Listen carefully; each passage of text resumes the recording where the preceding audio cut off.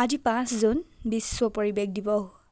আমাৰ বিদ্যালয়ৰ ছাত্ৰ ছাত্ৰীসকলে সকলোকে বুজাই দিবৰ কাৰণে ওলাইছে যে গছ আমাৰ পৃথিৱীখনৰ কাৰণে কিমান প্ৰয়োজনীয়। গছ থাকিলেহে আমাৰ পৃথিৱীখন সেউজীয়া হৈ থাকিব আৰু লগতে প্লাষ্টিকবিলাক আমি এভইড কৰিলেহে আমাৰ পৃথিৱীখনক আমি পৰিষ্কাৰ আৰু লগতে সেউজীয়া কৰি ৰাখিব পাৰিম আৰু বেয়া প্ৰদূষণৰ পৰা আমি সদায় হাত সাৰি থাকিব পাৰিম, লগতে আমি নিজকে সুস্থ কৰি ৰাখিব পাৰিম। কিন্তু আমি আজি সকলোৱে যিমানেই শিক্ষিত হৈ আহিছোঁ সিমানেই দেখোন আমাৰ পৃথিৱীখনৰ পৰা আমি গছ-গছনিবিলাক নোহোৱাহে কৰি আহিছোঁ। কিন্তু আমি সকলোৱে বুজি পোৱা উচিত, প্ৰকৃতিক যদি আমি কষ্ট দিওঁ, প্ৰকৃতিয়ে আমাক এদিন নহয় এদিন কষ্ট দিবই। এজন বিখ্যাত ব্যক্তিয়ে কৈছিল, অৰণ্য মানৱ যাদৱ পায়েঙে কৈছিল, তেখেতে কৈছিল যে গছ তুমি নাকাটিবা, অসমত গছ নিজে নিজেই হ'ব।